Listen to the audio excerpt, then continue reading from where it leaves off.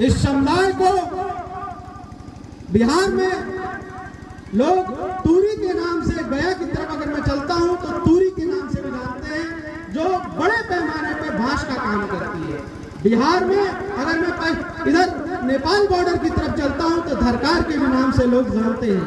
और मैं उधर अगर और आगे बढ़ता हूं झारखंड और छत्तीसगढ़ में, तो वहां पे मौली जाति जो है वो बड़े पैमाने पे बांस का काम करती है। और तूरी भी है, तूरी पूरा इधर आसाम तक है, और बांसपोर भी है।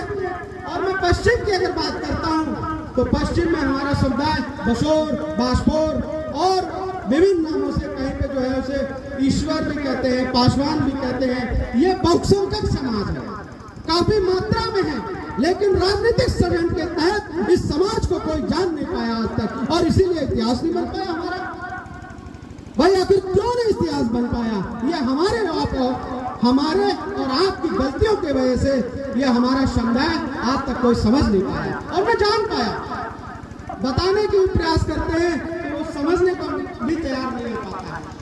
लेकिन ये हमारी और आपकी देन की वजह से है कि ये इतना संख्या में होने के बावजूद भी इस समुदाय को नहीं जाता है। और मैं अगर बात करूं सिर्फ हैदरगढ़ की, हैदरगढ़ में जब मैं इस गांव में, कई गांव में जब टहला तो मुझे पता चला कि हर गांव में मेरा समुदाय 300 कहीं पे है, कहीं पे 200 उसकी संख्या है। तो मुझे पता चला, अरे मैं बड़ा ताज्जुब हुआ कि हैदरगढ़ में हमारी संख्या 20,000 से कम से 25,000 है, और यहाँ पे जो प्रत्याशी है वो प्रत्याशी समुदाय को जानता भी नहीं है। ये बड़े ताज्जुब की बात है। तो हम अपने आप को क्या मरा हुआ महसूस करते हैं? लेकिन नहीं, मैं अपने आप को मरा हुआ महसूस नहीं कर सकता हूँ, क्योंकि मैंने मालूम है कि मेरा समुदाय अंधकार में है। ना तो इसके द्वार पे शिक्षा आज तक पहुँच पाई। मैं तो तमाम गलियां मैंने घूमी, मेरे समुदाय के पास तो आवास तक नहीं है, ना उनके पास शौचालय है। ये पीड़ा है मेरी समाज की कि मैं उन गलियों में जाता हूँ तो मेरे समाज के लोग अपने प्रधान से काम तक नहीं करा पाते। विधायक की बात नहीं छोड़िए, वो विधायक तो हमारे दरवाजे तक नहीं आता है। तो ये समाज का दर्द है मेरे साथियों।